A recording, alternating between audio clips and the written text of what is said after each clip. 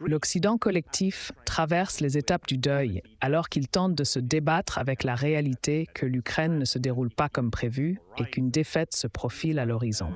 Vous pourriez connaître ces étapes. Ce sont les 5 étapes du deuil des patients en phase terminale. Le déni, la colère, la négociation, la dépression et l'acceptation.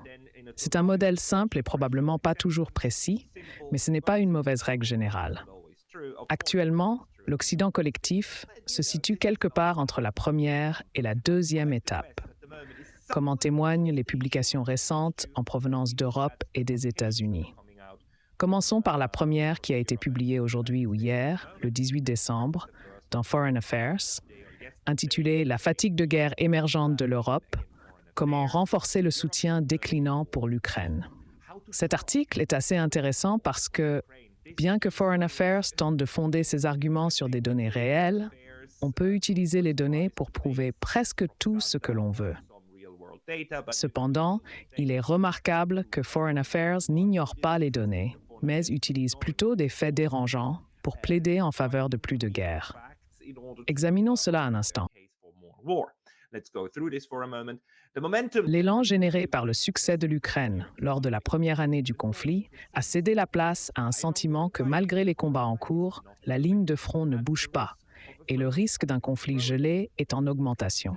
C'est intéressant de voir comment ils disent que le conflit a cédé la place à un sentiment. C'est qu'un sentiment que la ligne de front ne bouge pas la réalité ou un fait. Ce n'est qu'un sentiment que les gens dans tous ces pays, maintenant fatigués de la guerre, ressentent. C'est un choix intéressant de formulation, n'est-ce pas? Ces préoccupations aident à expliquer le changement d'attitude tel qu'illustré dans les sondages menés par le Conseil européen des relations étrangères. Ces sondages d'opinion publique suggèrent que le soutien européen pour la lutte continue de l'Ukraine a commencé à décliner. En janvier 2023, dans 10 pays européens, en moyenne, 38% souhaitaient que l'Ukraine récupère tout son territoire. Cependant, selon la dernière enquête du CERF de septembre et octobre, ce nombre est tombé à 34%. Le soutien pour la guerre diminue. Oh non, c'est un problème. C'est intéressant que cela soit discuté, bien sûr, et que nous obtenions les chiffres réels. Nous ne sommes pas à l'époque stalinienne, où ils nous mentiraient ouvertement et prétendraient qu'il y a 89% de soutien pour quelque chose. Ils nous donnent encore les vrais chiffres, en supposant que cela soit vrai. Mais ensuite, ils apportent leur propre interprétation, n'est-ce pas? Avec leur public à bord, les dirigeants européens se sont engagés à fournir à l'Ukraine des quantités significatives d'aide. C'est pourquoi il est important d'avoir du soutien. L'article explique qu'en 2022, les gouvernements de l'UE ont pu fournir de l'aide à l'Ukraine parce qu'ils ont reçu un soutien public substantiel.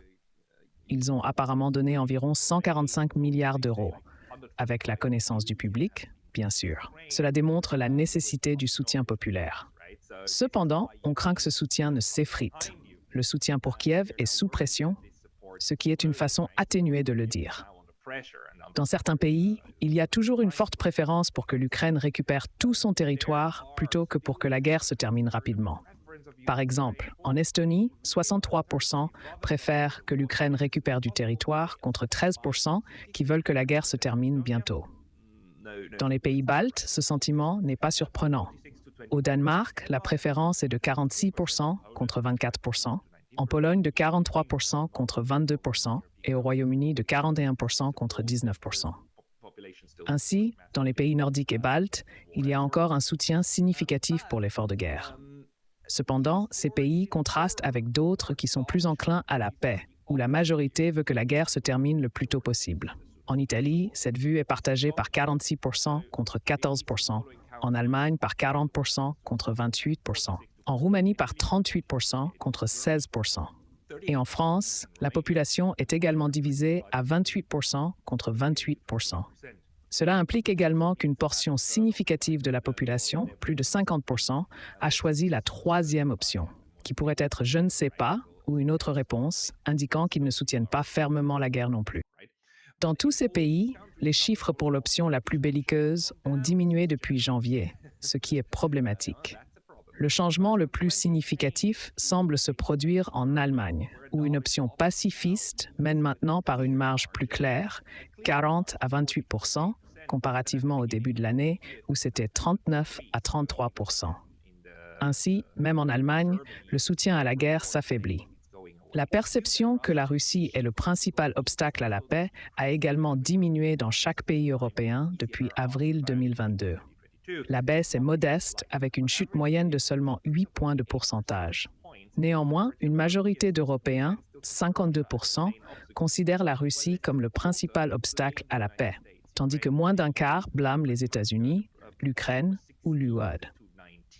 Il y a environ 20 mois, la proportion était de 60 à 19%. C'est une tendance très claire à tous les niveaux et cela s'applique également à qui est jugé responsable du déclenchement de la guerre. Même cette perception semble être en train de changer. L'article discute de plusieurs raisons de ce changement, telles que la fatigue de la guerre et le fardeau de l'accueil des réfugiés ukrainiens. Il mentionne également des changements dans le paysage politique, comme en Slovaquie, où Robert Fico a remporté les élections parlementaires, et en Allemagne, où l'AfD est en hausse, étant maintenant le deuxième plus grand parti. Le deuxième plus grand parti, selon les sondages, bien qu'il n'y ait pas encore eu d'élection générale, remporterait 22% des électeurs allemands. C'est énorme. L'AfD est résolument contre le soutien à l'Ukraine avec davantage d'armes et la prolongation de la guerre. Ou prenez les Pays-Bas, où le parti d'extrême droite Parti de la Liberté, dirigé par Geert Wilders, a remporté de manière inattendue les élections parlementaires en novembre dernier. C'est une tendance générale. Les bellicistes et les néoconservateurs paniquent maintenant parce que le grand public en Europe commence à comprendre le stratagème et ils essaient de sonder cela. Maintenant, la chose intéressante est ce que cet article prescrit. Nos données montrent également une faible confiance parmi les Européens que l'Ukraine puisse gagner cette guerre. Les gens comprennent rapidement et ne pensent plus vraiment que cela puisse être gagné. En septembre, seulement dans une poignée de pays sondés, le Danemark, l'Estonie, la Pologne, le Portugal, prévalait l'opinion que l'Ukraine était plus susceptible de gagner la guerre dans les 5 prochaines années. Beaucoup moins de personnes partageaient cette croyance en France, en Allemagne, en Roumanie, en Suisse et même au Royaume-Uni. Une faible confiance dans les chances de victoire de l'Ukraine ne signifie pas nécessairement que les gens s'attendent à ce que la Russie gagne non plus. Il s'agit toujours d'interpréter les données qui ont été reçues. Mais la direction est très claire. Les gens en Europe ne croient pas vraiment que cela va se passer comme il le faudrait. Exact. On leur a dit que ce serait le cas. Mais ensuite, la dernière partie de l'article discute d'une théorie de la victoire. Sans doute, le soutien le plus significatif que l'Europe peut offrir à l'Ukraine est son adhésion à l'UE. Cela est vu comme le seul moyen d'assurer son avenir en tant que pays européen prospère et démocratique, avec tout le soutien financier et sécuritaire que l'adhésion à l'UE implique. Il parle de la grande victoire des pourparlers d'adhésion. Cela représente une lueur d'espoir à l'horizon pour les néoconservateurs. Ici, il devient clair pourquoi l'opinion publique européenne sur la guerre est si importante. Les estimations internes du Conseil de l'UE prévoient qu'environ 200 milliards d'euros de fonds de l'UE afflueraient vers l'Ukraine sur 7 ans après l'adhésion. C'est une pilule difficile à avaler. Pour faire de l'Ukraine un État de l'UE, tout le monde sait, même les néoconservateurs admettent que ça va coûter beaucoup d'argent. C'est probablement un scénario idéal. Ainsi, s'ils estiment que ce sera 200 milliards d'euros, il serait sage de tripler ou de quadrupler ce nombre pour se rapprocher du montant réel nécessaire pour intégrer correctement l'Ukraine. Et cela sans même considérer les litiges qui surgiront sur des questions comme les exportations de céréales ukrainiennes vers le reste de l'UE pendant le processus d'adhésion. Ça va être un énorme gâchis. Je pense que l'ajout de l'Ukraine à l'Union européenne sera au moins aussi douloureux que de sortir le Royaume-Uni de celle-ci. Ça va être très pénible. Mais bon, ils veulent se préparer à ce genre de désordre pour le moment. Payer plus à l'Ukraine n'est pas un développement que les citoyens actuels de l'UE accepteraient probablement. Les gens n'aiment pas payer autant pour les autres, surtout quand la véritable douleur économique commence à se faire sentir. Pour se prémunir contre cela, les dirigeants européens doivent faire preuve d'une compréhension plus profonde de la crise du coût de la vie et pourquoi certains Européens lient leurs difficultés économiques à la guerre en Ukraine. Ils le lient parce que c'est lié. Plus d'argent pour l'Ukraine signifie moins d'argent pour eux et moins de développement chez eux. Tous ces problèmes surviennent lorsque les pays européens ne dépensent pas pour leur propre population, mais dépensent plutôt pour la guerre. Ils adorent dépenser pour la guerre. L'article continue, suggérant que les dirigeants devraient présenter le conflit comme une guerre russe contre l'Europe et pas seulement contre l'Ukraine. C'est ainsi que vous savez que c'est vraiment juste de la pure propagande. L'article se termine avec des mesures concrètes à prendre pour encourager davantage la guerre. Donc, les dirigeants devraient présenter le conflit comme par la Russie contre l'URD, ce qui est exactement ce qu'ils ont fait. Juste faire plus de la même chose, n'est-ce pas? Les dirigeants européens doivent développer un argumentaire plus solide pour l'élargissement de l'UE, ce qui signifie plus de propagande. C'est ce que dit l'article. Il suffit de diffuser plus de propagande pour convaincre vos populations. Pour que tout cela soit crédible, cependant, les dirigeants européens doivent développer un argumentaire plus convaincant sur la manière dont l'Ukraine peut gagner. Bonne chance avec ça. Je veux dire, le seul argument que vous pouvez avancer, c'est de continuer à vivre dans un pays des merveilles et ignorer ce qui se passe. Donc, je suppose que cela doit être la stratégie, n'est-ce pas? Ignorons les faits sur le champ de bataille. Même si le régime actuel à Kiev est contraint d'évacuer et de partir en exil, nous prétendrons encore que c'est le seul gouvernement légitime et que ce gouvernement peut et va gagner, comme la résistance, comme la France a résisté aux Allemands. Mais c'est probablement là que ça va finir. Mais ne jamais admettre la défaite. Clairement, c'est la phase de déni du deuil. Et c'est de cela que parle cet article. Puis nous avons le New York Times, qui il y a 2 jours a publié un article qui plonge dans la deuxième phase du deuil, la colère. Le New York Times est vraiment en colère que Poutine ait transformé un boycott occidental en une aubaine. Peu après que les troupes russes aient envahi son pays, le président ukrainien Volodymyr Zelensky a lancé un appel aux entreprises occidentales « Quittez la Russie », a-t-il dit. Assurez-vous que les Russes ne reçoivent pas un seul centime. La page d'accueil est ridiculement surchargée, mais je suis désolé pour cela. C'est juste le New York Times qui essaie de faire dans l'originalité. Des centaines d'entreprises ont répondu à l'appel. Des politiciens et des activistes prédisaient que cela aiderait à étrangler l'économie russe et à saper les efforts de guerre du Kremlin. Le président Poutine avait d'autres plans. Il a transformé le départ des grandes entreprises occidentales en une aubaine pour l'élite loyale russe et pour l'État lui-même. Il a contraint les entreprises désireuses de vendre à le faire à des prix bradés et à limiter les ventes aux acheteurs adoubés par Moscou. Parfois, il a carrément saisi des entreprises. Une enquête du New York Times a retracé comment M. Poutine a transformé une infortune attendue en un schéma d'enrichissement. Cela était censé le ruiner, lui et la Russie, mais ce n'est pas le cas. C'est un schéma d'enrichissement illégal, mauvais et maléfique. Il a également soumis ses départs à des taxes toujours plus élevées, générant au moins 1,25 milliard de dollars au cours de la dernière année pour le trésor de guerre russe. Aucune transaction privée n'est sûre. La société de bière néerlandaise Heineken, par exemple, a trouvé un acheteur ce printemps et a fixé un prix, mais le gouvernement russe a rejeté unilatéralement l'accord. Des personnes proches de la négociation ont indiqué que les actifs russes de l'entreprise avaient été confiés à un magnat de l'emballage aérosol marié à une ancienne sénatrice russe. Au total, M. Poutine a supervisé l'un des plus grands transferts de richesses au sein de la Russie depuis la chute de l'Union soviétique.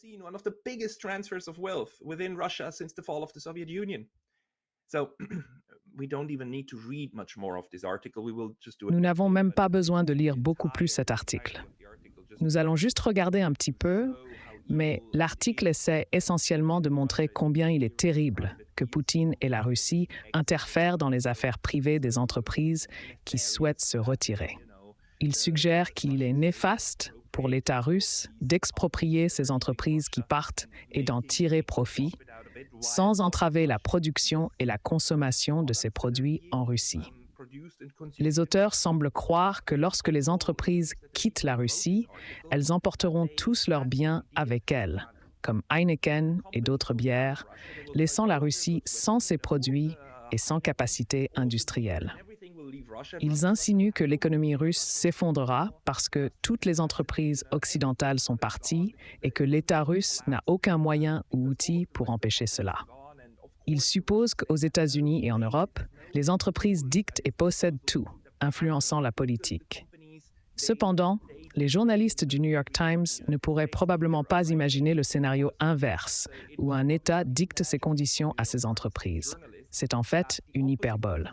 En réalité, aux États-Unis et en Europe, les gouvernements sont clairement en charge de réguler les entreprises.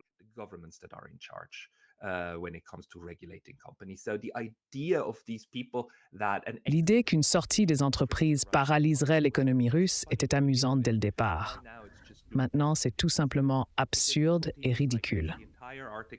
L'article entier décrit comment, en Russie aujourd'hui, un monde de consommateurs robustes continue, aidant M. Poutine à maintenir un sentiment de normalité malgré une guerre qui s'est avérée plus longue, plus meurtrière et plus coûteuse qu'il ne l'avait prédit.